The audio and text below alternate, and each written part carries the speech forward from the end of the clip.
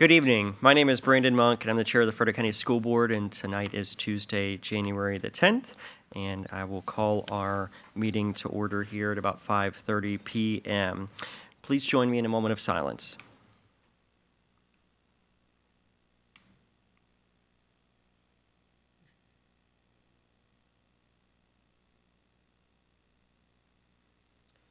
Thank you. All right, we have an agenda before us. Motion to approve the agenda, Mr. Chairman. All right, we have a motion to approve the agenda as presented. Is there a second? Second. Motion's been made and properly seconded to approve the agenda that is before us. All in favor signify by saying aye. Aye. Opposed? All right, we've got an agenda.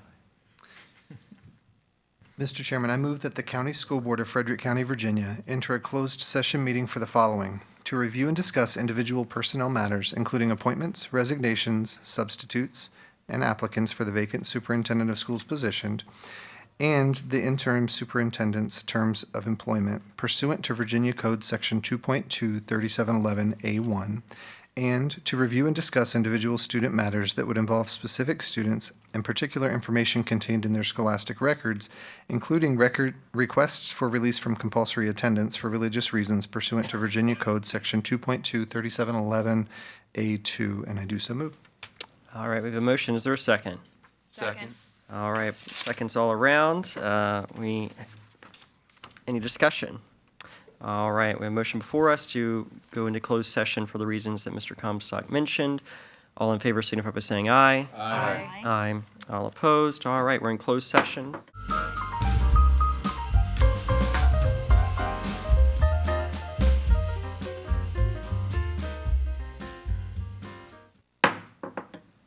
I move that the board reconvene from closed session. Second.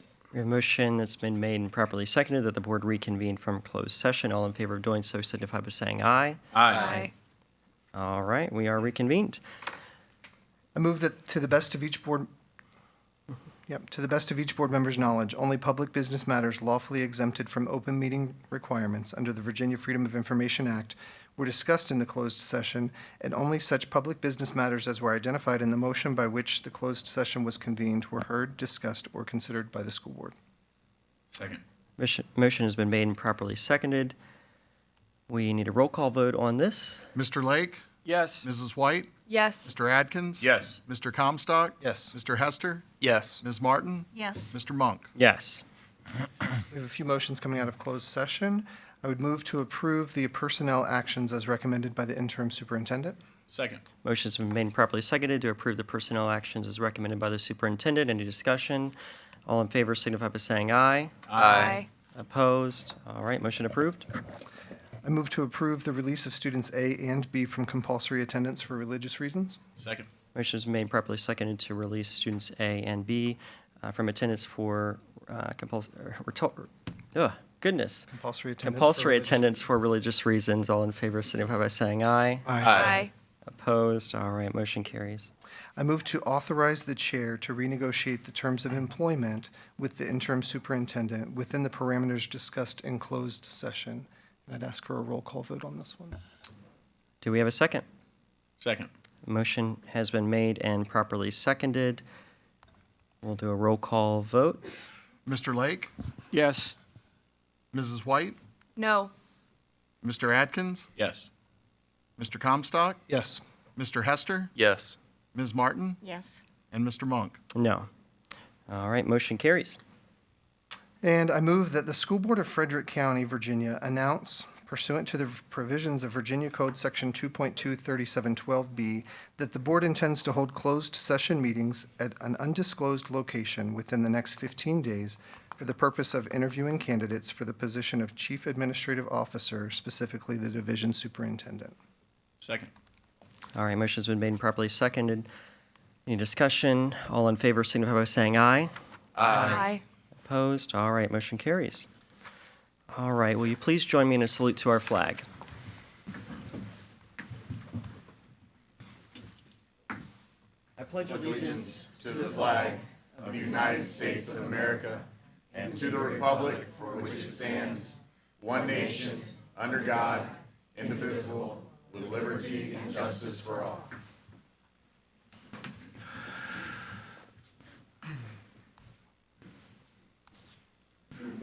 All right. Next item on the agenda is the reorganization of the board. For those in the audience that may not know, each year at our first annual meeting, our board elects from within itself a chair and vice chair of the officers of the board. What is the pleasure of the board for the position of chair? Mr. Acting Chairman, I would like to nominate for Chair of the School Board, Brian Hester. All right. So we have one nomination. Are there other nominations before the board? Mr. Chairman, I'd like to nominate Brandon Monk. All right. Any further nominations? Any further nominations? All right. With that, do we have a motion to close nominations? So moved. All right. Second to close? Second. All right. This motion is simply to close nominations. All in favor of closing nominations, say by saying aye. Aye. All right. Nominations are closed. With that, any discussion? Are we going to go person to person, or this discussion for both candidates? So we'll discuss both candidates and have the board members just vote for the candidate that they choose. Okay. All right. I'll start. Just to let everyone, by the way, Mr. Dodd, I'm here. I'm well. I'm alive. I'm not in the ICU of Valley Health. Every year, we do this in January. Unlike the Board of Supervisors, their chair is an elected position, serves a 4-year term. Our chair is elected every January, as Mr. Monk just explained, and we vote among ourselves. So that puts us in the position, board members, of observing our chair during the year, and we are then kind of required to come forward with a gauge of how we think the chair has performed during the year. It's not something it's just part of it. It's what we do. It's what school boards do all over the state of Virginia. It's how it works. And so over the year, each one of us have observed how our chair has represented us. And so I hope there will be comments up here tonight. But I will tell you what I have observed. And let me preface that with,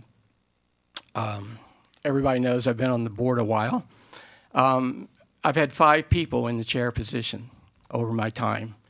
And so I've observed 5 different characters, if you will, of how they have performed the job and what the job entails and how they've handled all the different situations. And so that's the background, and that's what I'm coming from. And so I will start with Mr. Monk. For me, quite frankly, I don't find Mr. Monk a good leader in chair of the board. He does not, in my opinion, have first and foremost in his mind the goodwill of the schools of Frederick County and the employees of the group. 2,400 employees make up, they are the heart and soul of the school division. There is no school division without 2,400 employees showing up, that showed up today, showing up tomorrow, and showing up the day after that. And what has gone on this year, I don't think that has been his priority. I'm going to give a few examples. It is my feeling that one can only you can only rely on your instincts and what your perception is. My perception is I don't think Mr. Monk is not a team builder in building consensus with the rest of the board. He does not seem, in my opinion, to trust us. There has been many secret, last-minute, almost at the board notifications, and let me give you a prime example of one. Last March, we had a packed house here, and that was a meeting where we were going to decide on the mask mandate. This place was packed, and it was emotional. And there, literally, right down the center of that aisle there was one argument on this side of the aisle, and there was another argument on that side of the aisle. That was quite a night. And as I prefaced before, I've been on this board with 5 different chairs. What Mr. Monk did that night, unprecedented. And now, in my 12th year on this board, he came to this boardroom after meeting with the superintendent for an hour to go over and set the final agenda, came into this boardroom with a surprise motion that he had not discussed with the superintendent, he had not discussed with any of us, and just threw this motion out there in this room that was packed with full energy and emotion. Before that, any chair that wanted to have a motion, wanted to present an idea, wanted to put something forward, they had the avenue to do that. It's called the agenda. They're in charge of the agenda along with the superintendent. If a chair wants something done, it's an agenda item that's published in public days before the meeting, an agenda that the superintendent approves, and he approves it for 3 different reasons. The superintendent needs to know what's being presented for the following reasons. First, he needs to know if his school division can actually do it. Are we capable of doing it? Do we have the resources? Can the schools handle it? The second reason is financial. Can we afford to do it? Would we have to hire new full-time equivalent employees? Would we have to buy some kind of a software system or some kind of material, maybe for an ag shop or something? And so only the superintendent would know that. And the third reason is legal. You just can't appreciate how legal the school division is and how school and education in Virginia is. Everything has got a legal twist to it. The lawyers have got it so wrapped up, sometimes it just seems crazy. So the superintendent and his staff, they know what's legal and what can and cannot be done. So that's why this is tonight's agenda. The superintendent has to see and approve this agenda for those reasons that I just stated. But last March, we didn't, we didn't get that luxury. No one got prior notice, not even Dr. Savine, who at that time had been here for over 10 years. My second example, my goodness, it's hard to decide where to start with the budget process last year. Oh my goodness. During the budget, and by the way, these things, this March meeting, it's on film. You can get the archive if you want. But I think everybody in the county saw the picture that was either printed in the Winchester Star or was put out on social media of 3 school board members standing in the aisle next to Dr. David Savine, our superintendent, and Patty Camry, the executive director of the finance department, waiting to answer any question that the Board of Supervisors might have had. At that point, the Board of Supervisors, for some reason, had elected a certain member that was, I guess for whatever reason, was going to be in charge of budget and budget process for whatever it was. Mr. Monk chose, and let me say that meeting, that date, I'm going to say around the middle of April, it's 18 April, because that is a date that's chosen, published a year in advance, of when the budget has to be approved in Frederick County because of pending contracts and things that have to go on before the start of the fiscal year, which is July 1st. So that is a pivotal meeting. We have an entire calendar, and we're in the middle of it right now. It starts in January. Actually starts a little earlier, but in earnest it starts in January. And we have to make our way to the middle of April when the Board of Supervisors are going to vote on the budget. That night was pivotal. For some reason, Mr. Monk didn't attend that meeting. That Board of Supervisor member that had assumed in charge of the budget held up his hands and said, "Nope, I am only talking to Mr. Monk." Dr. Savine, Patty Camry, 3 board members, which included the chair of our finance committee, standing 15 feet away from a microphone just like that, ready to answer questions, and they were not allowed to come forward and answer questions. So 2 weeks later, I think it was 2 weeks, 12 days, something like that, a subsequent meeting was held. Again, room was packed, full of political energy like you wouldn't believe. Board of Supervisors room. Mr. Monk was at that meeting. He sat down at the horseshoe that they create for a work session, had Dr. Savine right at his elbow, right beside him. I was standing back some distance. I was standing right beside Mrs. Camry. There were other our own board members who were there in attendance as well.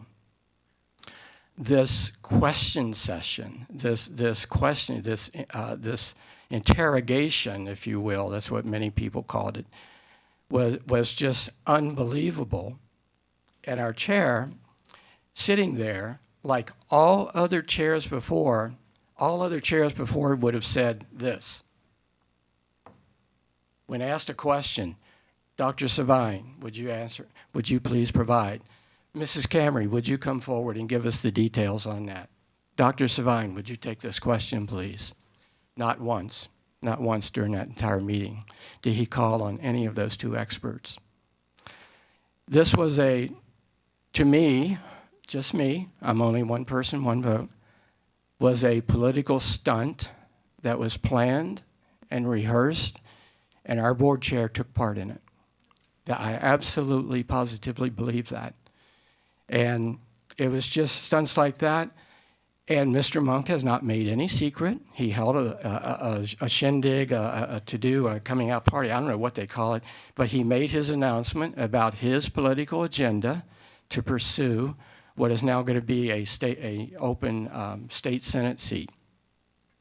I believe that night in this room was a political stunt. I believe that night over at the Board of Supervisors, a political stunt. And I think he has used the chair position to promote his own political ambitions. There have been times, when we got threatened. We got threatened during the budget cycle from one Board of Supervisor member, made an outrageous statement about cuts to the school division. That was only for one reason. It was to embarrass Dr. Savine. It was to threaten the school division employees with their livelihood, and it was to make some big political statement.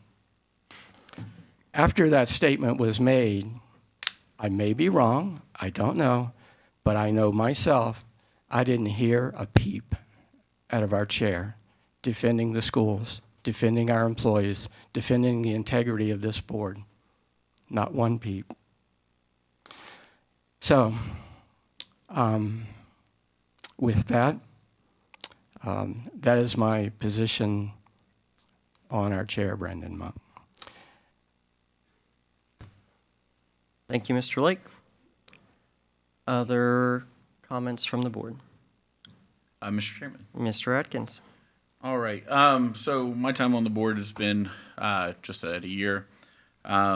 I know that we came into turbulent times with COVID and everything else that was going on, the mask thing. It really divided the community. We've since moved past that. Brandon Monk has navigated those waters, and as we sat on the board, pretty divided, we do communicate a lot better here on this board. I think we are moving forward, and taking into account the community, the teachers, the students, and all those who make this a great school system. Since taking the board, Brandon has spearheaded transparency amongst the schools. We now have our meetings live stream on YouTube. We also, way all the parents and everybody can see what's actually going on. Things are archived. There's board docs out now where the community can see the agenda before we come to session. We've also got in the schools now, I think it's rolling out as we speak, where we can see what's in the libraries. We can see what books are there. the teachers and the parents out there know exactly what's coming out. And you know, that's been great. Another thing is Mr. Lake addressed the state senate thing. Well, what kind of microscope is he going to be under? So of course he's going to do everything right. You know, he's got to. He has to. You know, so I think he's inspired community confidence and, you know, that transparency and bringing folks together. That's it. Thank you, Mr. Atkins. Other comments from board members? Mr. Monk? Ms. White. There are three of us that have come in fresh. I'd like to think of it as my advantage, being a political outsider, and as I've spoken, not a politician at all. With that being said, our community has witnessed the absence of its board chair for many key public meetings and silence in advocating for a budget passed what I believe to be unanimously by our board. I cannot see Mr. Monk devote the time and care needed to lead our board and advocate for our division with this most recent history, in addition to actively pursuing a higher elected office. My decision is not a personal one, as I have enjoyed far better communication than the first part of my tenure. But as promised, in advocating for the best interest of our students, educators, and citizens of my district and our county, I am unable to support Mr. Monk as chair. Thank you, Ms. White. Any other comments from the board? Mr. Chair. Mr. Comstock.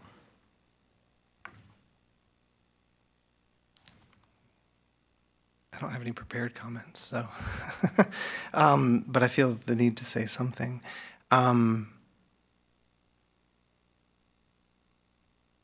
I'm trying to find the right words, because my objective on this board and what I've been trying to work towards and what I hope that we as a board have been trying to work towards is coming together. And I don't want this to turn into a divisive moment, and that's what it feels like it's starting to be. So I'm going to try to just stay neutral here and maybe bring up a couple of items. The budget cycle was disappointing on many levels. And that's a very frank conversation that I had with Chairman Monk. The way that went was super disappointing to me, to this community, to the people we employ, to the students that we say we're here to represent. And the decisions that we make and how we carry ourselves as a board, ultimately, everything we do, we have to be thinking about those little kiddos, right? That's what we're here for. So try to take personal perspectives and objectives and whatever you have or biases out of it. That whole process was not the way it should have gone.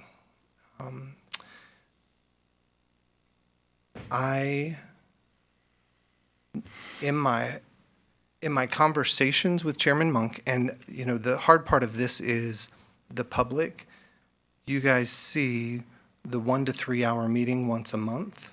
You're not privy to the conversations that any of us have just in phone calls with each other or sit downs with Dr. Savine or Dr. Lamont or whomever.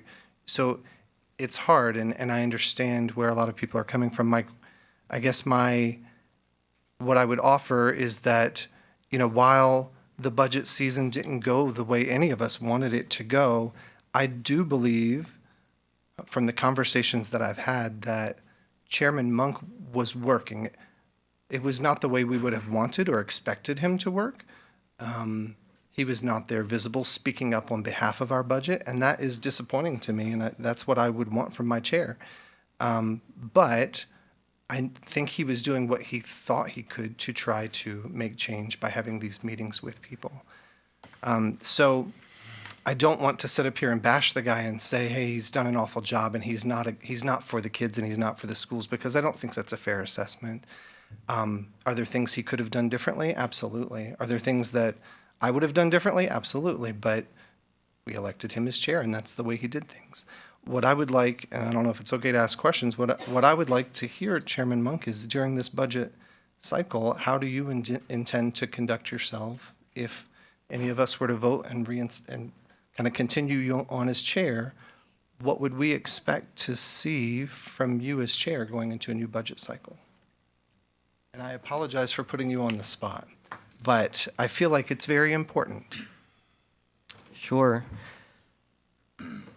Thanks for putting me on the spot. Appreciate it. It's interesting to me that folks talk about division, and sometimes their work only further divides our community. When we look at the budget for this cycle, and I think I've shared it with other board members who've asked similar questions, as a board, we'll get behind something that we are invested in and a part of. And I think, Mr. Comstock, if you recall conversations with our previous superintendent, after the process, we talked about ways in which each of the three of us would have done things differently throughout that budget process. And one of the things that I mentioned was, as a board, it would be helpful to see the budget before it's presented. And our superintendent, I think, acknowledged that that was something that he had given other chairs the opportunity to do, to provide feedback on before the board saw it. So I think as we look to this budget cycle, if our board is engaged in a way that I think is fair to the board, and if the board is allowed to provide feedback in a way that I think is fair to the board, and adjustments if they're needed at the board's will, then that's something that the board should be able to get behind moving forward. But how things were operated last year, as you know, continue to work to advocate for our budget, despite my personal opinions, maybe not in the way that others perceived that, but I think we get more out of conversations with each other and Board of Supervisors members and productive conversations that aren't subject to the calamities sometimes of community division. So as we look to this budget cycle, I'd hope to get behind something that our full board had the opportunity to review, to look at, to make sure that our constituents were represented and that we were comfortable with moving forward and represent our school board and schools in a way that's can make folks proud. So with that, that's visible, that's having conversations, but it's also making sure that we as a board are not just given a document and told to go champion it. To be fair, can we have Mr. Hester answer the same question? Sure. I take the budget cycle very seriously. It's the heart of how we operate on a day-to-day basis. You know, I'm not going to sit up here and bash anybody. We've had that in the past, but personally, you saw me visible last year with the budget process. We worked through it with the finance department, with Patty Camry. People can say, I'm not saying anybody specific didn't have the information. The information was there. You know, I just want what's best for our school system, our teachers, and our staff and our administration. And open communication, day in, day out, is the key to a solid relationship between the board and administration, and that key person is the chair. So throughout the process, you'll see me visible. You'll see me at the Board of Supervisors meeting. You'll see me speaking up on behalf of the budget that this board adopts. It is our budget. It is our budget to provide the best education possible for the kids of Frederick County. So I hope that answered your question. If there's anything else I can provide you. I would like to also say that while there was the disappointment with the budget session and season, since then, I'm trying to isolate that because that in itself is one thing, but how have meetings since then been going? How has communication since then been going? And I feel like the tone of the meetings has changed. I feel like it's we as a board, but also the public involvement have improved since that time. And the superintendent search, I know that Chairman Monk is putting in the time. We speak often, and I know that he's asking thoughtful questions. He's doing the hard work, and he's really been putting in that time and doing that. And I think, you know, the process is going well, maybe. So I don't know. I'm really, I'm gonna pause.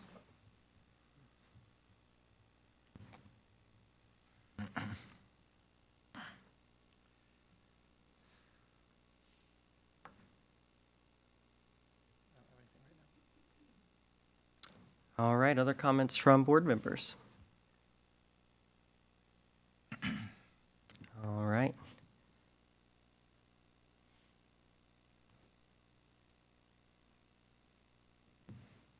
You want a minute? Okay. I-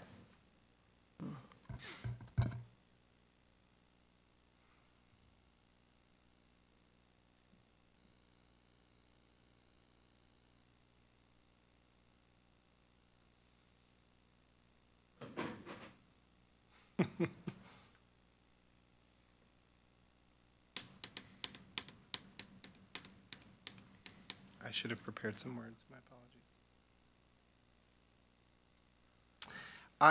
apologies.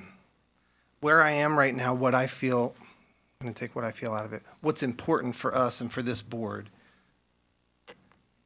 I think that whoever sits in which individual seats doesn't matter as much as some people think it does. Sure, I want us to be represented well, but the important thing is that we as a board are operating in the way that we're supposed to, and that means all of us. And I do want to say that I've seen that our level of involvement and engagement with each other improve over the last months. And so I appreciate that, and I want to see that continue no matter who we choose as chair or vice chair. I want to see our commitment to this community continue and the way we interact with each other continue in this positive manner.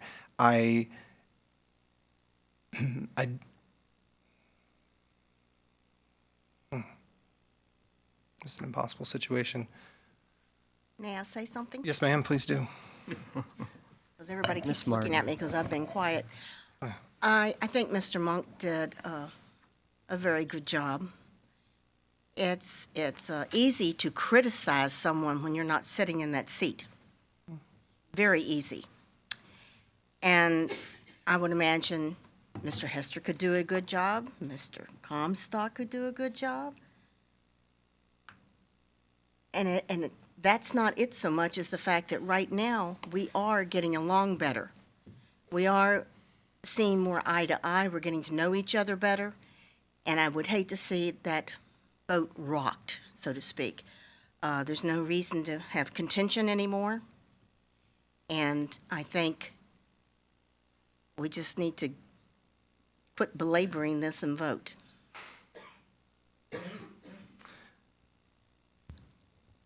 Ms. White? Bradley, I appreciate your thoughtful response, and I feel like you have consistently been thoughtful and reflected a lot about decisions and the way they affect the division. And I appreciate that. And I can say that our relationship as a board has improved from my point of view.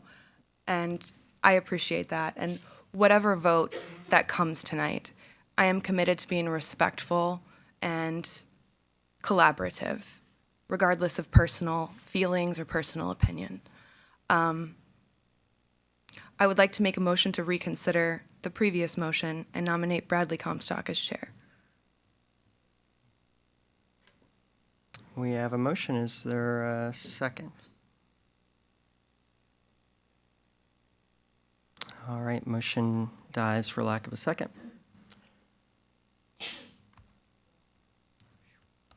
All right. Thank you, Ellen, for your kind words. I think we're making some progress as a board. I think we're really coming together. I want to see that continue.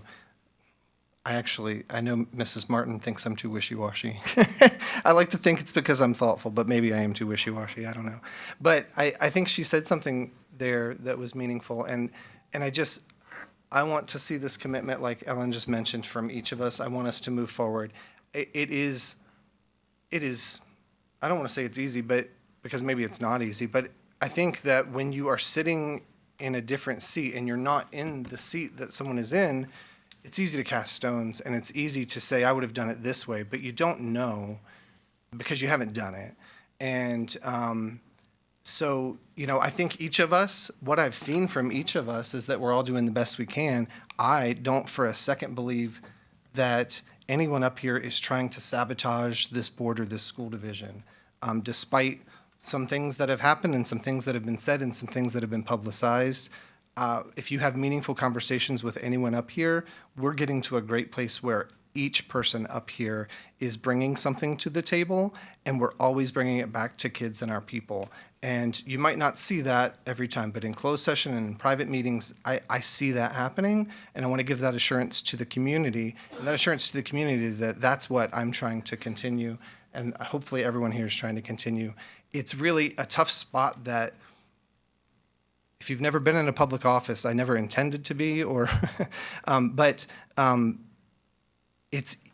it's really a tough spot to be in, to be told or made to feel like if you don't do things the way I think you should do things, you must be against the division or you must be against the kids.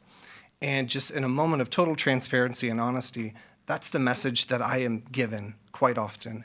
And I would ask that each of you just, if you have something that you want to talk about, have a conversation. Don't fire off an email stating, if you do this, you must be against the kids in the division, because you really put people in a tough spot. And I'm telling you, from what I've seen and what I've talked about with these people, we've all got our faults. I mean, I could list them all, but I'm not gonna. And I think anybody up here would probably own most of their faults. Some people might not, but I think that these conversations show me that we're heading in the right direction. I understand where people are. I appreciate your kind words, Ellen. I want to see this continue to move forward. I know that it may not be. I think we're ready to vote. Let's go. All right, so unless the board prefers to vote in a different way, which I'm open to, we can just vote by sharing the person's name of who they want to be chair. Is that okay? Unanimous consent to do so? All right, perfect. We'll start with you, Mr. Lake. Hester. Ms. White. Hester. Mr. Atkins. Mr. Monk. Mr. Comstock. Monk. Mr. Hester. Hester. Ms. Martin. Monk. And Mr. Monk votes Monk as well. And so Mr. Monk will be the chair. Next, we have the appointment of our vice chair. Any nominations for the vice chair? I'd like to, Mr. Chairman, Mr. Atkins. I'd like to nominate Bradley Comstock as vice chair. All right, we have a nomination for Mr. Comstock. Any further nominations? Seeing none, we have a motion to close nominations. So moved. All right, is there a second? Second. Close nominations. Motion's been made, properly seconded to close nominations. All in favor of doing so, signify by saying aye. Aye. All right, nominations are closed, so we'll just do an official vote here. All in favor of Mr. Comstock as vice chair, signify by saying aye. Aye.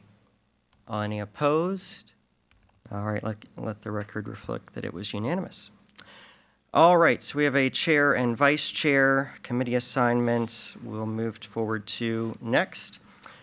So for building and grounds, we have Mr. Comstock as the chair with Mr. Atkins and Mr. Monk. For finance, we have, for student conduct, we have Mr. Lake as the chair and Ms. White and Ms. Martin on that.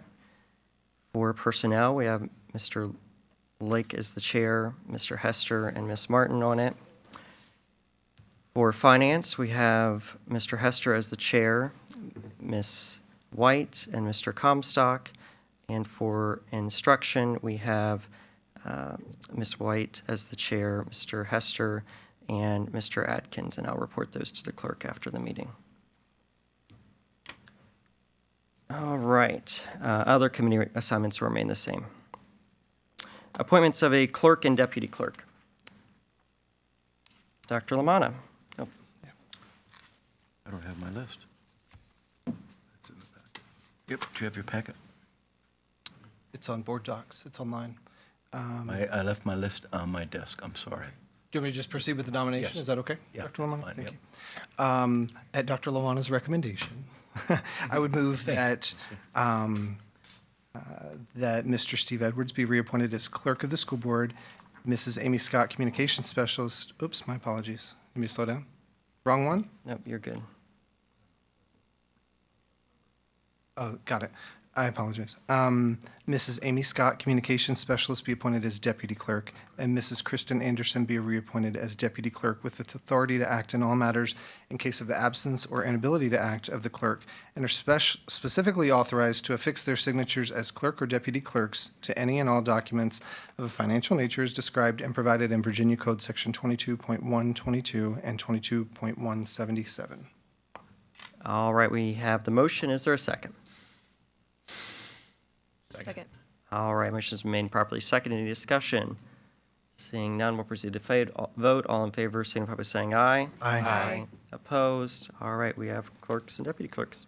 You want to continue, Mr. Comstock? Sure. At Dr. Lamanna's recommendation, I would move that we appoint, effective January 10th, 2023, Mrs. Patty Camry, that we reappoint her as fiscal agent of the school board, and that Dr. Lamanna continue to serve as deputy fiscal agent with authority to act in all matters in case of the absence or inability to act of the fiscal agent.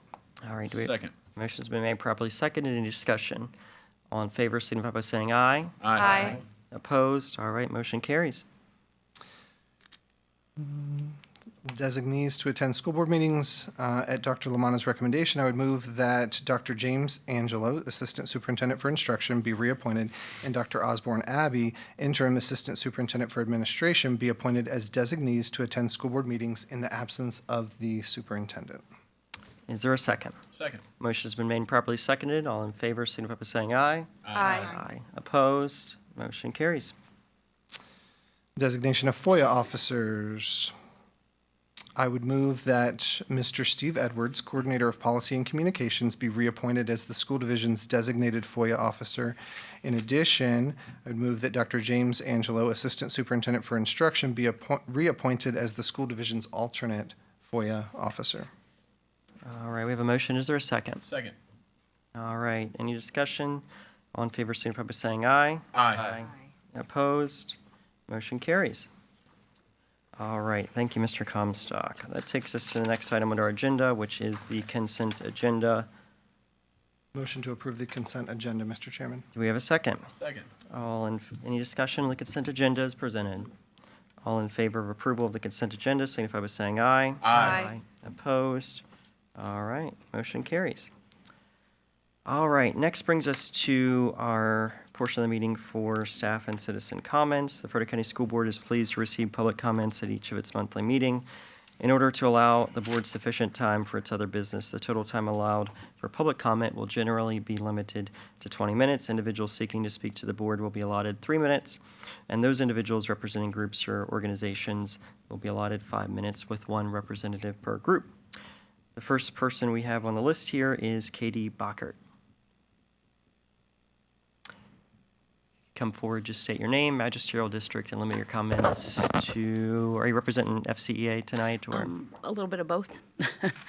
Hi, dear board members. Thank you for the opportunity to address you this evening. My name is Katie Bockert, and I'm not only the secretary of our local union, Frederick County Association, but I'm also an instructional aide at Robert E. Ayler Middle School. I'd like to thank you for your time and effort in the upcoming budget process and the work that you're going to be involved in, because I know it's quite extensive, we've already seen this evening. I'm aware of how difficult it is and what a process it is, but I wanted to remind the board to please think of the instructional age this budget season. Their wages are not that great, and I wanted to remind you that the average junior or senior in our high schools that we have right now could walk into a McDonald's or an Arby's, and they could make as much as the majority of our aides that are working in any of our buildings, and that's quite sad. You need to be aware that the majority of the aides that are working are mostly married women and that they need to use their spouses as the majority of their income. Most of us are just working for the insurance benefits that we have, but yet we're responsible for a large majority of the students. Most of them are special ed. Not quite all, but most of them are. If there's a problem in the classroom and the teacher needs to leave over a behavioral incident, it's usually an instructional aide that's left with that student. It's not necessarily an administrator or the teacher, but an aide. So please think of those aides when it comes to the budget and their wages. It's been a long time since we've had a wage increase. We've always gotten thrown under the bus and put to the side.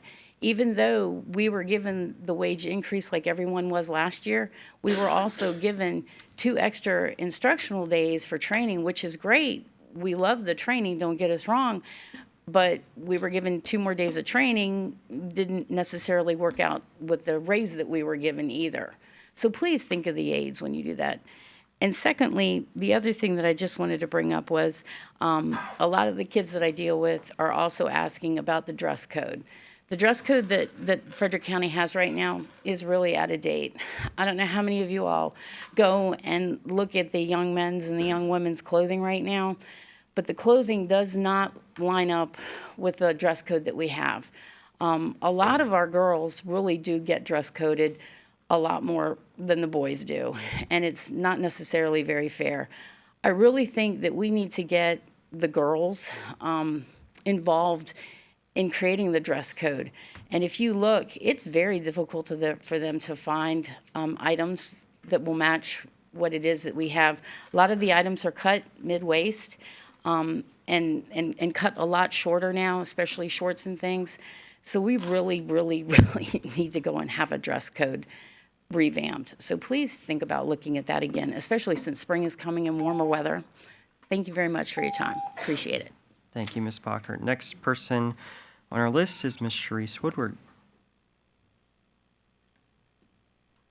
Excuse me, may I ask that, no, go ahead, that everybody that comes up to the mic, please get as close as possible and speak up so that everybody can hear. I think I can do that. Got the teacher voice coming. I mean, you know. Okay. All right, so greetings. We hope this message finds all listeners well. My name is Sharice Woodward. I'm the treasurer of FCEA. I reside in the Shawnee District, and I'm reading these remarks on behalf of the FCEA president, Shaniqua Williams. The leadership team of the Frederick County Education Association grieve with the community in Newport News Public Schools. We cannot imagine the heaviness of their hearts of this school community. FCEA wants to make it clear that we are always concerned about the safety in our buildings, for our students, and for our school staff. We cannot sacrifice the safety of ourselves by any means. We want to urge the recommitment of the Student Conduct Committee that some school board members serve on. Please take your commitment to this committee seriously.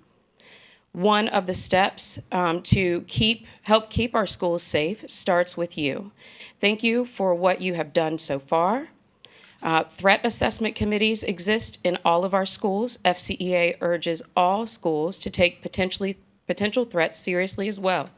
While we stand with the school community in Newport News, we do not want safety concerns of that magnitude to come to our doors here.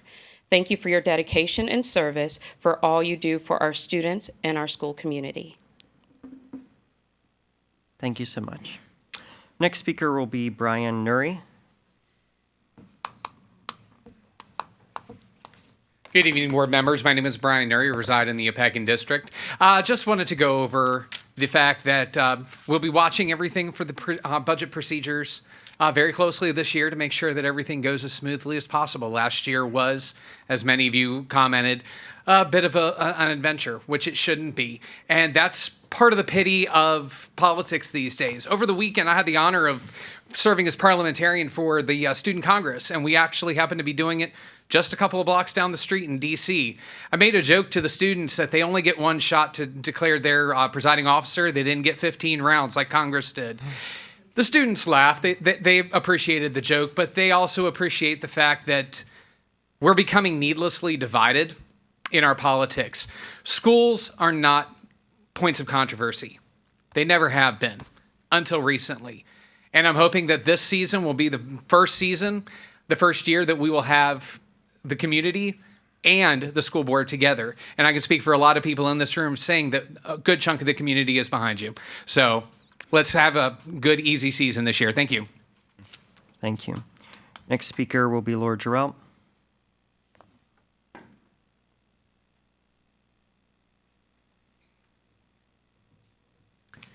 Good evening. My name is Laura Jarrell, and I'm a resident of the Opequon District. As a school division, we have entered 2023 with a lot of uncertainty. 2 of our top positions are currently filled with interim staff. A short aside to say thank you to Dr. Lamanna and Dr. Abbey, who are stellar human beings and are doing their absolute best to provide leadership and stability during this time. Having said that, there's a lot on the line as we enter into this year and into this budget season. Our students will always be at the top of the list, but the staff really needed a show of your support. Teachers and support staff feel deflated, overworked, and underappreciated. Morale is at an all-time low. It is truly a dire situation.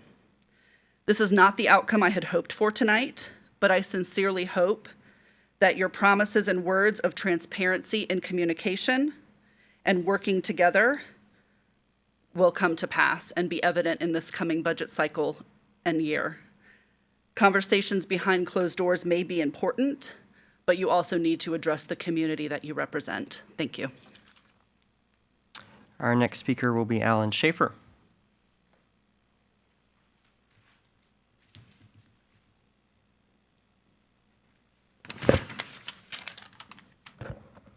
Alan Schaefer, Shawnee District. Congratulations, Mr. Monk.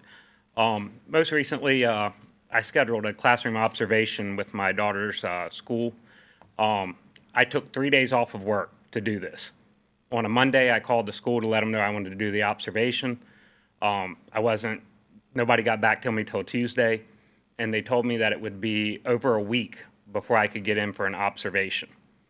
Meanwhile, 2 students were allowed into my daughter's classroom without our permission, with no prior knowledge of the teacher teaching the classroom. And there was 2 of them together, which is against school policy. And they were not escorted by an administrator, which is also against school policy. When we did finally get our classroom observation, they had a week's notice to prepare. When we walked into the classroom, the only available seats for me and my wife were at the back of the classroom facing a wall.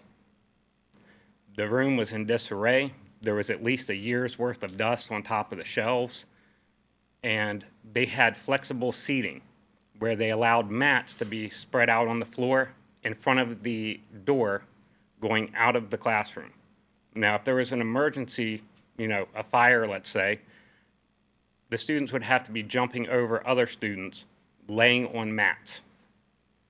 There's no fire exit signs in the classroom, and the lights were completely off with no emergency lighting on. They had paper decorating the door, which causes an integrity issue for the fire-rated doors. And I can only imagine, with over a week to prepare that we were coming into the classroom, what every other classroom might look like around. It's a serious issue, especially the fact that emergency exits were being blocked. Thank you. Thank you. Anyone else who'd like to speak? Come forward, state your name, magisterial district, and limit your comments to 3 minutes or less, please. Christy Scarborough, the Stonewall District. So I was at home hanging out, and I heard the nonsense that Michael Lake was spewing, and I was like, I gotta come up here. There was a time where, Brandon, by the way, congratulations, you were the only voice of reason at the last board. Mr. Lake, Monk did not delete public records. You did. Monk did not keep kids muzzled. You did. If you're going to criticize anyone, look in the mirror and criticize yourself, okay? Then I want to talk about, you just voted this guy's the clerk again? The guy that can't even use his real name? Steve Edwards, that's not your name. Your name is Cornwell. Look, you're smiling, you're happy. That's not transparency. You want people to think that they can trust the budget. We can't even trust that you're going to have somebody up here using his real name. What's up with that? Who the Steve Edwards? All right. We'll move on to the next portion of our agenda. It's a report of the interim superintendent of schools, Dr. Lamanna. I need a pause. All right. Board want to take a quick recess? No, I'm good. Okay, Dr. Lamanna. A few positive comments about our school system, if I may.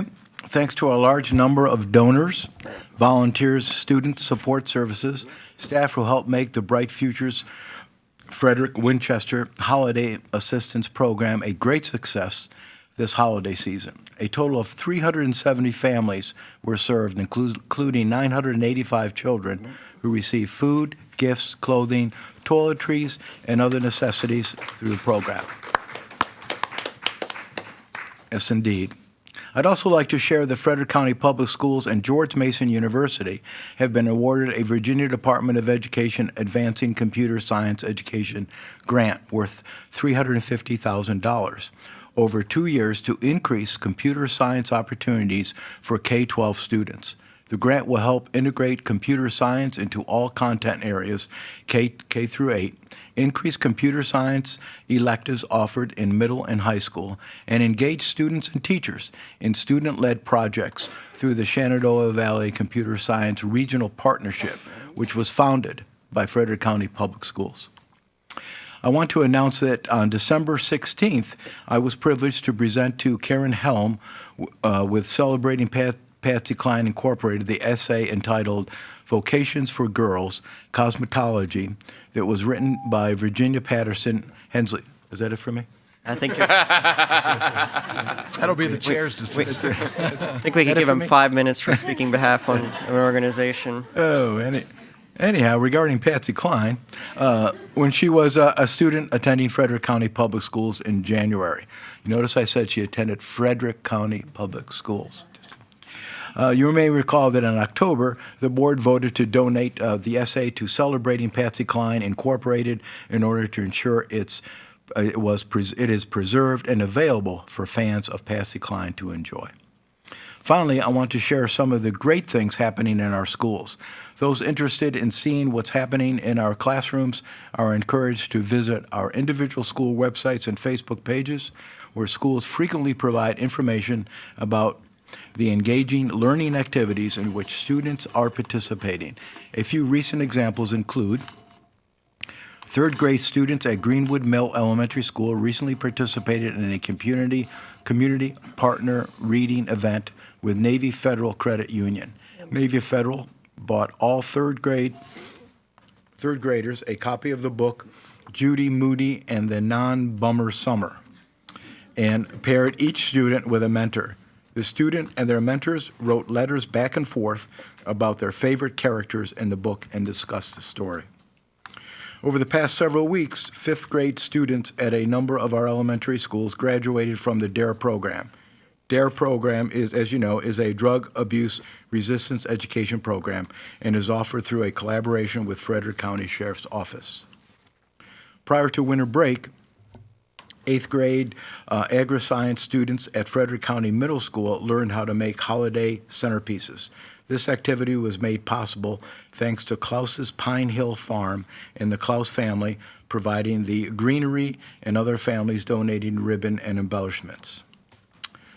Finally, students at Staff and Millbrook High School enjoyed a special treat prior to winter break when the school's Route 7 choir, under the direction of Brian Kelly, performed for students and staff in front of the school's auditorium. So certainly good things happening. And then if I might add, Chairman Monk, congratulations to you and to Mr. Comstock as vice chair. Also, let me state, the board knows me well enough from now that I need to also express certainly my congratulations. But also, let me just say that I'm glad that you're working hard at bringing the board together. But I do want to say that I feel obligated to say that after 18 years of experience on several boards, your standard is low. The improvement must be much more significant. I'm not saying the effort isn't there, but I'm saying the product isn't there yet. Much effort is needed to bring this board together so it is representing the needs of the total community. The other thing I've learned in my experience is that the best predictor of past behavior, unfortunately, the best predictor of future behavior, unfortunately, is past behavior. That doesn't mean it can't change. It can. But that takes attention and focus to do that. Last year's budget, as was said by many board members, was not good. It wasn't good for the community. It wasn't good for the relationship of this board. We have initiated that process. We have talked to different departments now. We have a handle on where we're going with that budget. I ask for your active participation, all of you, as we meet as a whole board during the Finance Committee, and that there's a complete understanding of that budget. And you know as well as I do that we have an exceptional finance department, and that Ms. Camry is always available if questions do arise. Don't guess at it. Get the information when you have a question so you have that accurate answer.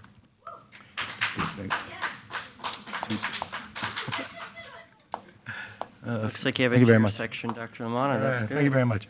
That's all. All right, does Thank that you. conclude your report? Yes, it Thank does. you, Dr. Lamanna. Next is our Assistant Superintendent reports. Are there any? All right. Dr. Abbey, thank you.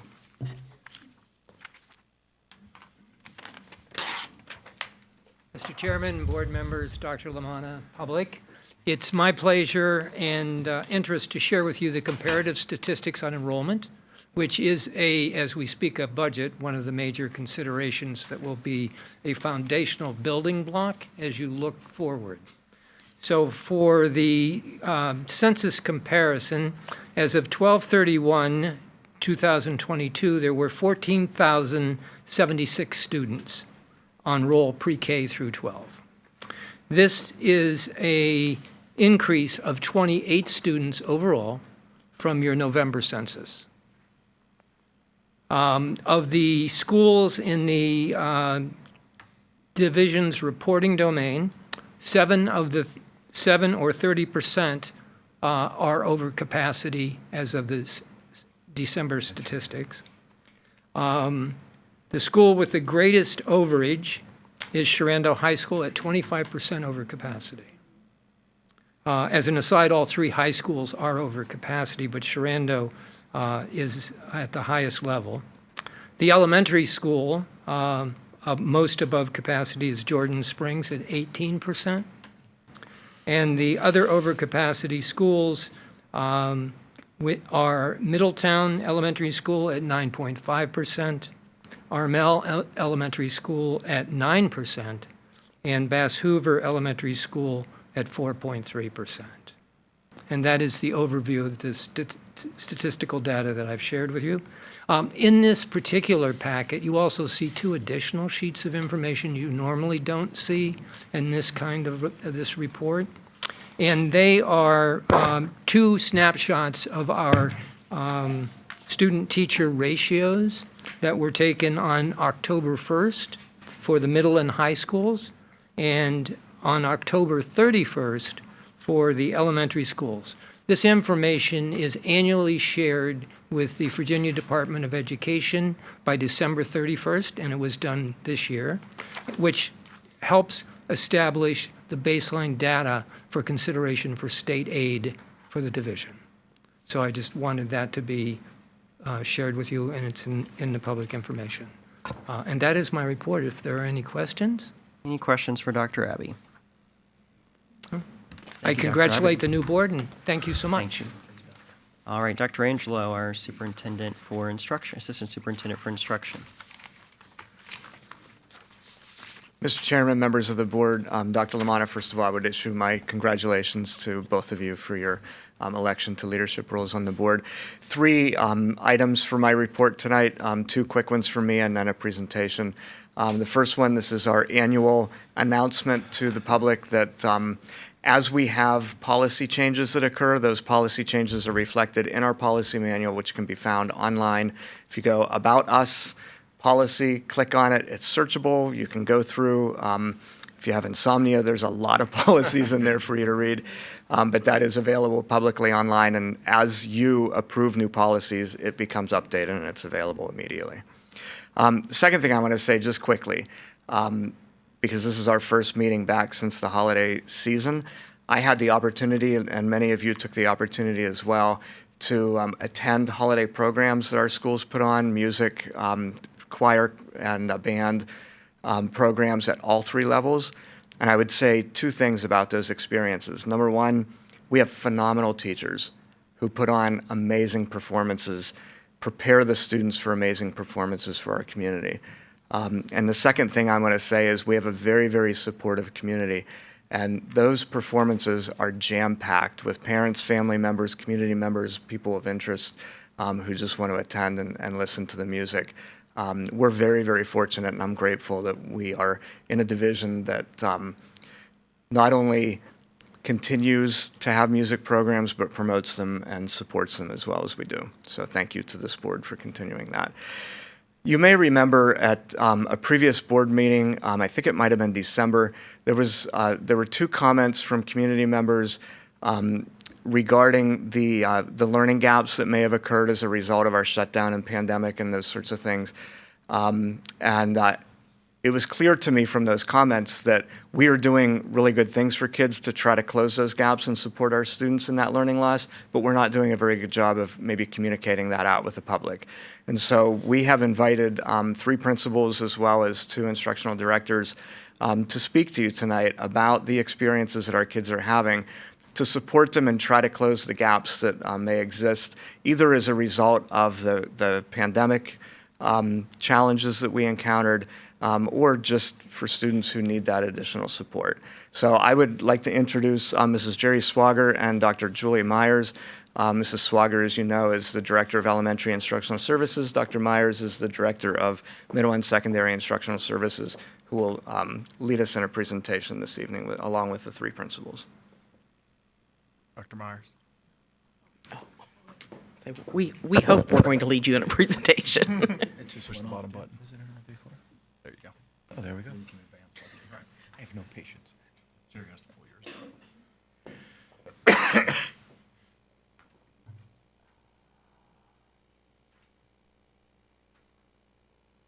Do you know if it was loaded on here? You may have to. Rob, Mr. Yost, I believe, had it on there.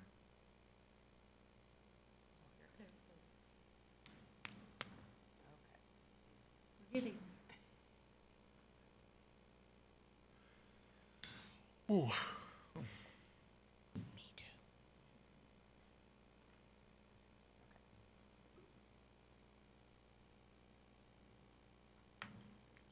All right. Good evening, Mr. Chairman, the school board, Dr. Lamanna.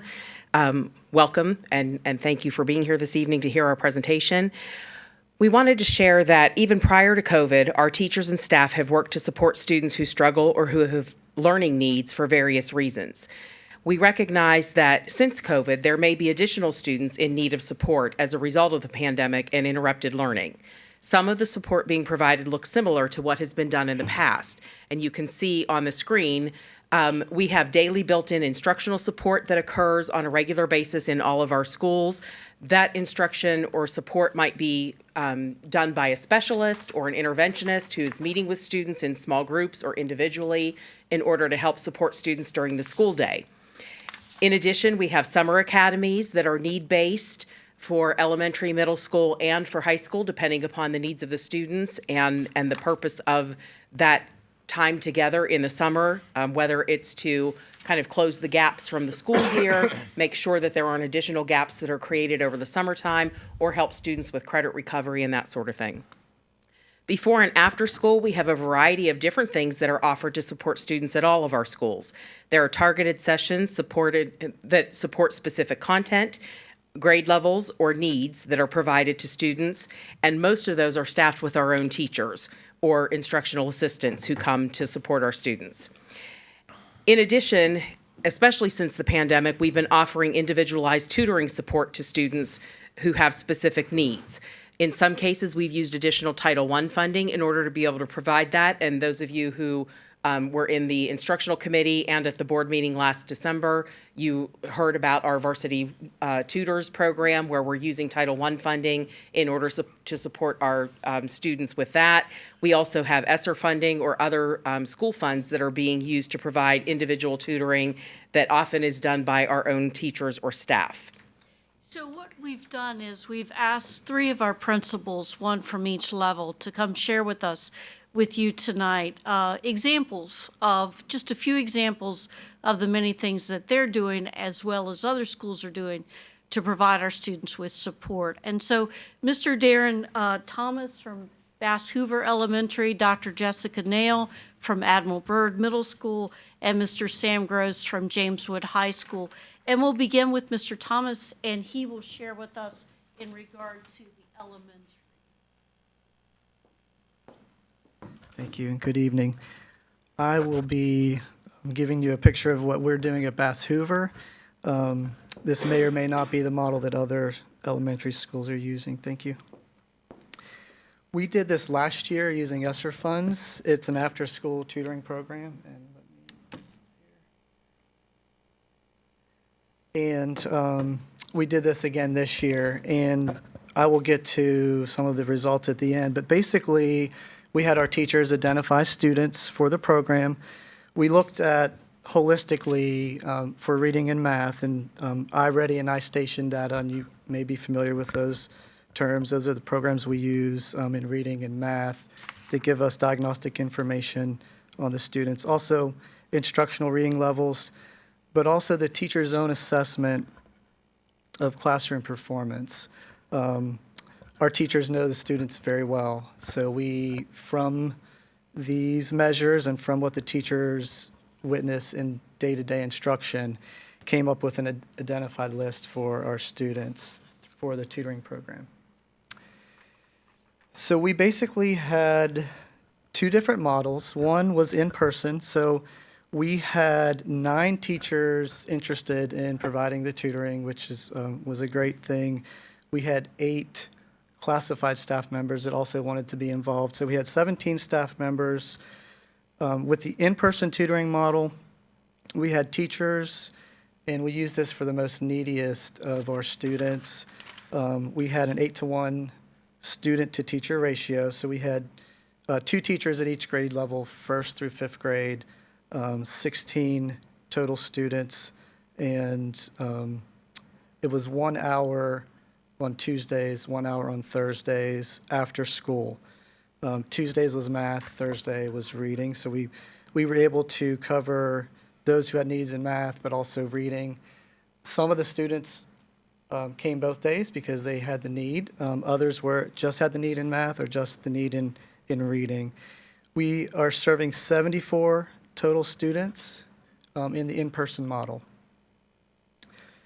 The other model we used, and Jerry referenced it, is Varsity Tutors, and this was for the remainder of our identified students. The after-school version is a 5-to-1 student-to-teacher ratio. Varsity Tutors is a virtual platform, and so 5 students are online with a live teacher that is a certified teacher provided by Varsity Tutors.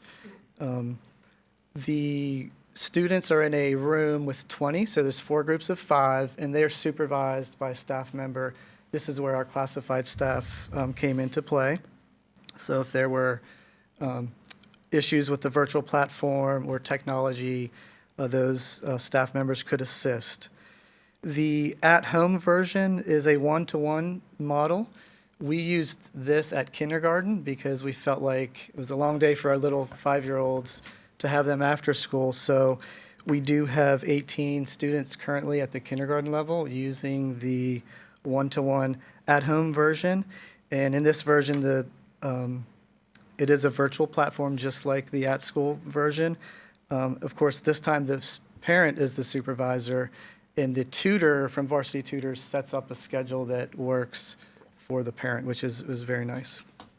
We are serving 82 total students in the varsity tutors model. So to summarize the expenses, obviously the personnel expenses were the greatest. The in-person teachers paying for the varsity tutors monitors that are the classified staff, but also paying the cost for varsity tutors program. And also bus drivers. We do have buses provided. Some parents opted to pick up, some opted for a bus, so buses were an expense also. And also instructional materials, which we used some of our Title I funding as well as ESSER funding.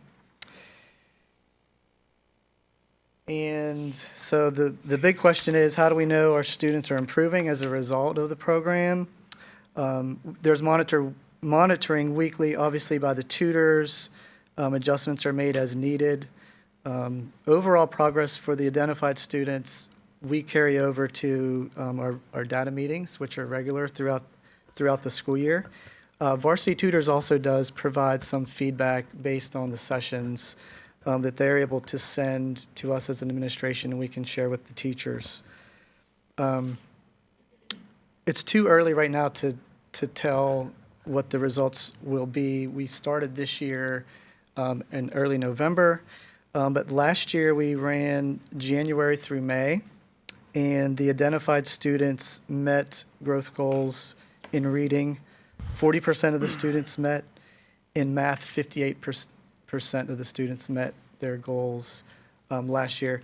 We expect that or better this year. So, are there any questions I can answer? Mr. Atkins. Mr. Thomas. Yes, sir. Between varsity tutors and in-person tutors, where are you seeing the greatest area of improvement? Well, as I said, time will tell when we look at the end, but we're seeing improvements along the way right now in both. I lean toward the in-person model just because it's our own teachers, and we try to match up teachers at their own grade level. So some teachers have the students they have in class. So I would say the most growth came in the in-person model last year.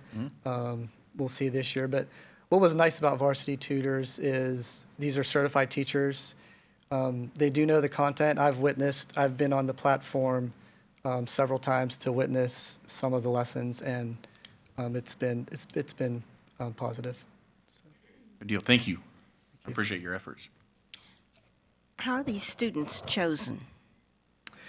We had multiple data points. We used iReady and iStation data, which is data we have regularly available to us, but also reading levels. And then the teachers were able to say,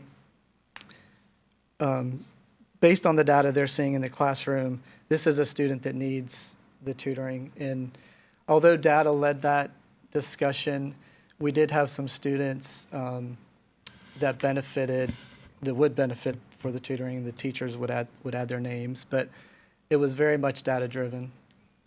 Okay. Any other questions? Yeah. How do you provide tutoring for English language learners that are identified and need? Well, in terms of the varsity tutors and in terms of the in-person tutoring, we do employ those same things we employ in the classroom. Varsity tutors, staff are trained and certified, and although we don't sit in on every lesson, we do know that they're employing strategies to meet those students' needs, as our teachers are. So, yeah, thank you. Any other questions? Wonderful. Okay. Thank you. Thank you.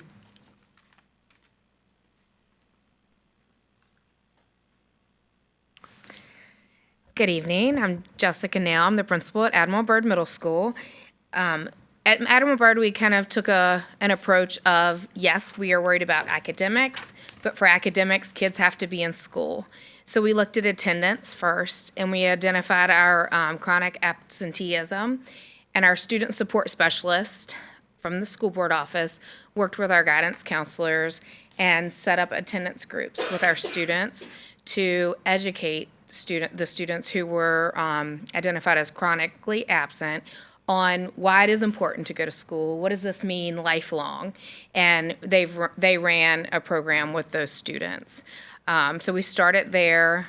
In addition, we looked at a student's overall academic profile and looked at students who had been identified as Tier 2 or 3, which Tier 2 would be 1 grade level behind.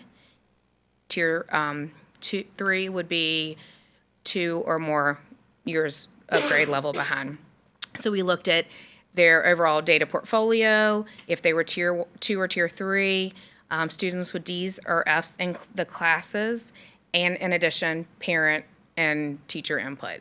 So sometimes we were in parent meetings and parents would ask, what additional supports do you have? Even though the students may not have been initially identified as Tier 2 or Tier 3, if they were struggling, we offered services to students after school in the tutoring program. So support at Admiral Byrd, it could look like after-school tutoring, and we offer after-school tutoring in all subjects. We did a layered approach in after school, so we have the tutoring for all subjects that any students can go to. In addition, we're offering that remediation in math and English for our Tier 2 and Tier 3 students. And that built-in remediation is happening every other week with the students. We divided them up so that they're still getting their tutoring in their core subjects, and in addition, they're getting that remediation as well. In addition, we are beginning this semester to have built-in, we have had built-in remediation academic review classes during the school day and in our classes. We are also having a reading specialist come in who is no longer with the county, and she is coming in to work with some of our students who have been identified as well. So that ESSER funding is helping to pay for that person to come in and work with our students who are have the most deficits in our reading. In addition, ESSER funding has really closed that gap in equity for transportation, where before students may not have been able to stay after school because they didn't have transportation home. We now are able to provide that transportation to students. We do monitor the attendance weekly in our program, and we are looking at that academic profile to see how we are progressing. As with any funding source, we also report to our funding source how many students were in participation and their progress, how we monitored their progress.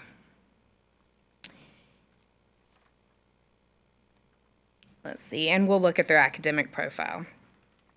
So our students who are participating in the program, because they have deficits and are struggling, our counselors also check in with them, and our teachers during their student support planning time are pulling those students in to discuss the progress with the students and see kind of what their perspective is. Like, how do you feel you're doing? What areas do you feel you might need more help in?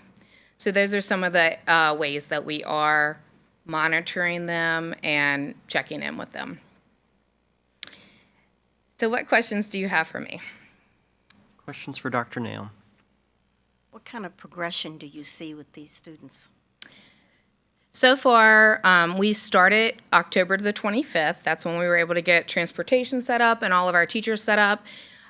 So we've had 2 holidays in between. We've seen some increase in grades and classes. I don't know that we have had the data points to see if we can measure reading growth at this point or math growth as it's measured by a diagnostic test. The diagnostic tests are given 3 times a year, which is this week. So I could answer that question next week for you, or if you want to stop by Admiral Byrd, I'd be happy to update you. Mr. Atkins. Dr. Nail, how's parental buy-in been for the attendance, for improving attendance in for the students that's been identified for the remedial programs and tutoring? And what additional support or resources would you need to further these students along? Great question. So we started off with 72 students attending in the after-school program. It has increased to 82 students by way of parent conferences and, additional parents calling to ask, hey, can my kids come? And we have not declined anyone that wants to participate. So it is growing, which I think is a great thing to have, a great problem to have. I would certainly say that our sixth grade population is the most consistent in attendance, then seventh grade, then eighth grade. What resources would I need to improve that? You got a crystal ball. Yeah, if I don't know what resources I would need. I will say that we had many communications. We sent our letter home, paper copy. We sent it through our Alert Now system. We sent it through email. So we did communicate in multiple platforms with the parents that we were offering this as a free resource to them. Parents in the past, I'm typically, tutoring. We have a tutoring list, and they can reach out to that. And some schools are able to offer tutoring from different funding sources, but I wouldn't say it's a consistent year to year that we're able to offer this after school tutoring. So it's been a really wonderful opportunity for kids and for teachers to be able to provide that layered approach for support. Final question would be, when you identify a student as slipping in grades, how fast can you get them into one of these remedial programs or after school tutoring? And what does that process look like? So for the remedial program during the school day, that is based on the tier that they fall in. Okay, so we don't move them based on their grade during the school day to an academic review class necessarily, because that's more what reading level are they on or what math level are they on. However, if their grades are dropping, we notice they have D's and F's, parents have called, we've set up a parent conference because we've noticed they're dropping, we can get them in the next week. It meets weekly, once a week. The holdup would be setting up transportation. That could take a little bit more time. But we always say to the parent, if you can get them here next Tuesday, and you can, or they don't have to get them there, but if you can pick them up after the tutoring, they can start next Tuesday. If you need transportation, there's more of a turnaround. So just for clarity, sorry, keep going. So to get to the remedial classes, it would take a year to move them from tier 2 or tier 3 into tier 2 or tier 3, but they can do the after school support, within a week. So the remedial program would be if we got a student from who's behind 2 grade levels in reading. Okay. So if we have a 6th grader who maybe is still reading on a 4th grade level or a 2nd grade level, then they would be recommended for an academic review class. So that's something that likely won't change they don't usually go down in their reading level. So we know that usually coming in, we look at the data profile over the summer and identify those students. The tutoring, however, could be done within a week, or the remediation after school could be done within a week. Good deal. Thank you. I have one question. Sure. This respiratory season has been particularly harsh for a lot of people. I did notice that you said that you guys have increased. Do you think that that's had any effect? Have you noticed any increased absences? And then in particular, this respiratory season affecting academic achievement? Sure. Yes, to the absences. Sure. We've had flu season and we've had a number of absences. We have offered the after-school program for students who have slipped due to being out a week at a time. We like I said, we haven't turned anyone away. As far as academic performance goes, I would say I haven't really noticed that big of a difference, because I couldn't say there's a correlation between the respiratory illness and the performance in school. Okay. We just had a celebration of our students with honor rolls and looking at their grades, and I think that we have had some really high achievers over this past 9 weeks. Thank you. Yes. Just for my clarification, when you were talking about the tiers, that's separate from, like, when we talk about tiered systems of support? No, that is tiered systems of support. Okay. Yes. So, and just to, okay, so tier one were students that were 1 year behind. Tier 1 would be on grade level. Tier one's on 2 grade would be 1 year behind, and Tier 3 would be 2 or more grade levels behind. Thank you. Yes. All right, thank you, Dr. Nail. Thank you. Mr. Gross? Good evening, Chairman Monk, members of the board, and Dr. Lamanna, thank you for letting me have a little bit of time to share a very specific program that we're running at James Wood High School. It's a very similar iteration to what my colleagues are running, but ours has a specific name. We call it Friday Night School. Incidentally, we're having it Thursday this week, but because we have a professional development day on Friday. But our program, we have 19 specific dates that have been set up throughout the year. We run it about every other week, and as we get closer to the end of a marking period, we might run 3 of them in a month. We provide the things that you see on the screen: direct instruction, remediation, tutoring, and one that I wanted to mention that's a little bit different. We try to hit on students, and this comes a little bit from that learning gap that we've talked about, is executive functioning support. Many of our students during the interruption during COVID came back with some executive functioning skills that were a little bit out of what is normal for what we see at the high school. So many times we get reports from teachers, you know, they're just not submitting work. They've done it. I know they've done it. I've seen it. They're just not submitting it, or they don't hand it in. You know, when I speak with the student, they just need a little bit of help with organization, some things like that. So our program does offer some support in that area as well. This is how we typically get referrals of students to our program. Teachers, administrators, counselors, even coaches. You know, we have athletic teams where our coaches take grades very seriously, and they monitor their team's grades very closely. And, you know, when they they hit a certain threshold for that specific coach, a coach will say, you need to go to Friday night school. We have attendance meetings regularly. My colleague talked about, Dr. Neal talked about chronic absenteeism. Oftentimes throughout those discussions, every time actually throughout those discussions about attendance, we often look at the students' grades.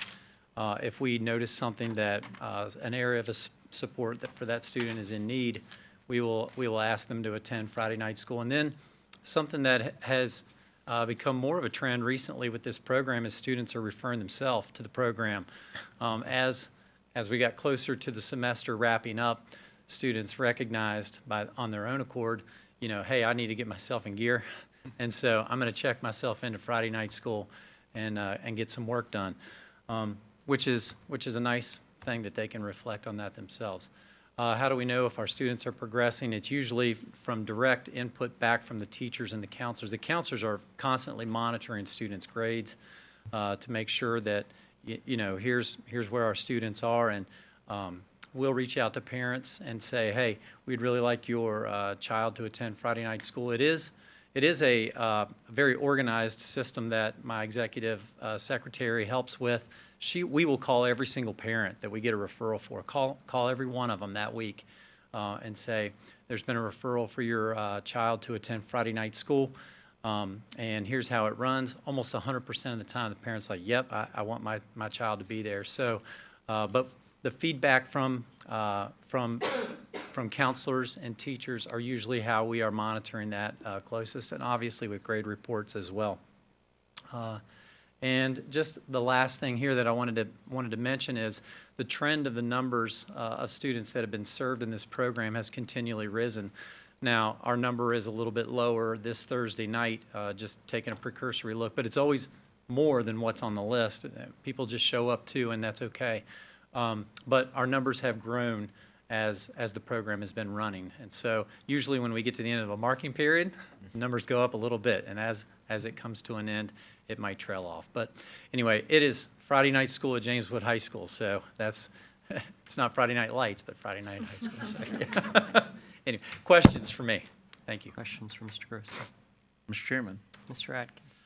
Mr. Gross, I think it's, great to have, an after-school program like that. My question is, with students with high absenteeism, how do you get buy-in from that student to come to, Friday night school? And is there any accountability on that student's end? So it is that is a tough challenge for us, Mr. Atkins, is students.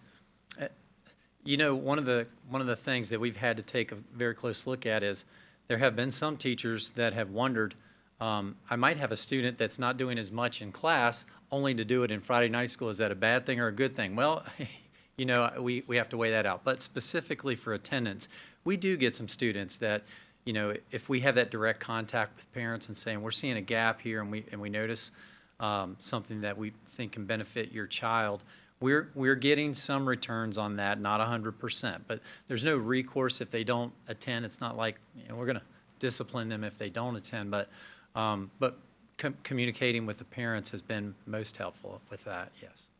Okay, and a final question. At the beginning, you talked about support for turning in work on time, and that was my problem in school.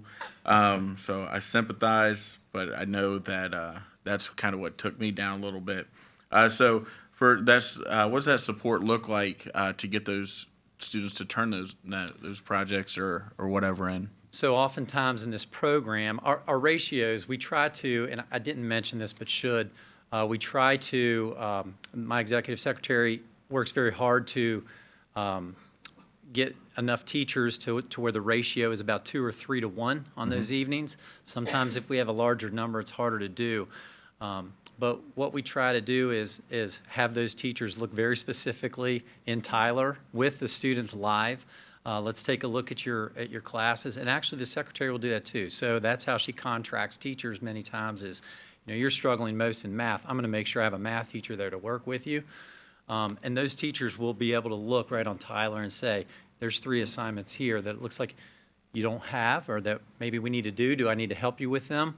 Or do you have it and you just need to get organized and turn it in? So that's the biggest way that we can help with that. Good deal. Thank you. Yeah, you're welcome. Mr. Hestrom. Mr. Gross, it's more of a statement than a question, but you guys are obviously doing something right if you have kids that are identifying and come into Friday night school, because I don't know of too many high schoolers that want to be working on a Friday night. But kudos to you and your team for, setting that atmosphere and having it be a positive, for students. Because I can't say I would have been one of those that would have self-identified in high school if I was being made to go on a Friday night. So. Thank you. I appreciate that. We try to always offer a welcoming environment for sure. Yeah. Any further questions for Mr. Gross? All right, Dr. Angelo. Thank you, guys. I'm aware of the time. I'll be very brief. I do want to say thank you to the team for being here this evening, and I want to make sure that it's clear that this is representative of what's happening in the division. Every single school received funding through our ESSER funds based on student population. So they got a certain amount of money per student.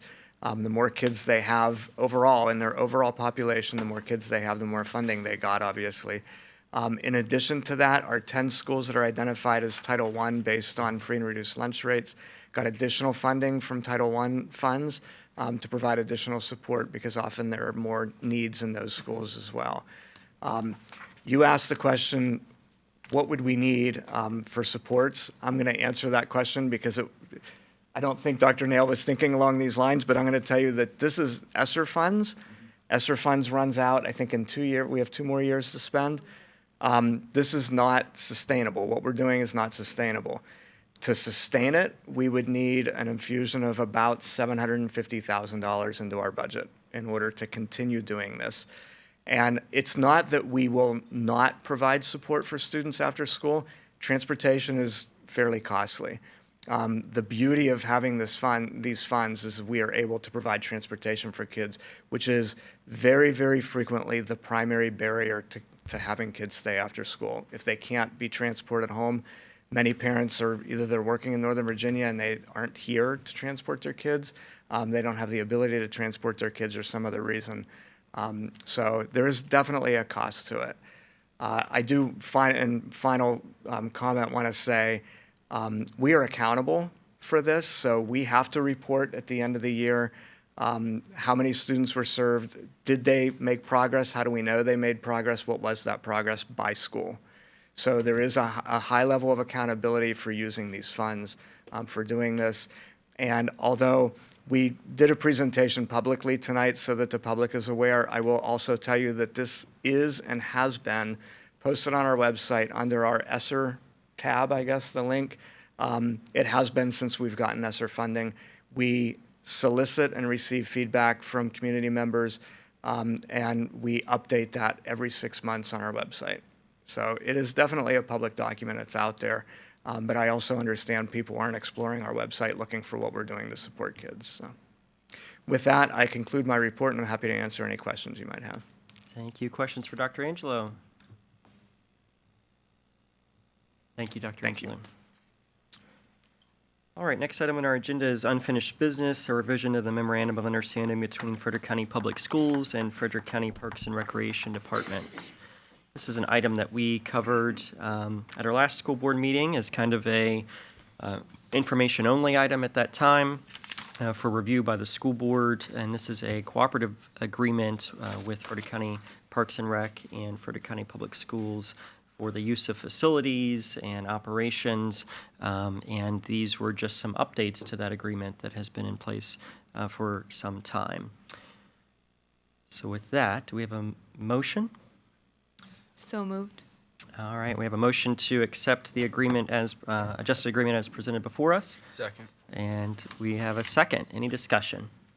I believe that Mr. Comstock, yeah. the motion we need is to allow the chair and interim superintendent to sign, to authorize them to sign this and send it downtown. All right, Ms. White, do you agree? Yeah, I Just your motion to motion? have the chair and the interim superintendent execute the revision to the memorandum of understanding between Frederick County Public Schools and Frederick County Parks and Recreation Department. All right, so we'll take that motion as a agreement to get rid of the previous one, replace it with this one. Do we have a second for that motion? Perfect.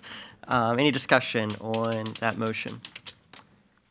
All right, seeing none, we'll proceed to vote. All in favor signify by saying aye. Aye. Aye, and the motion carries.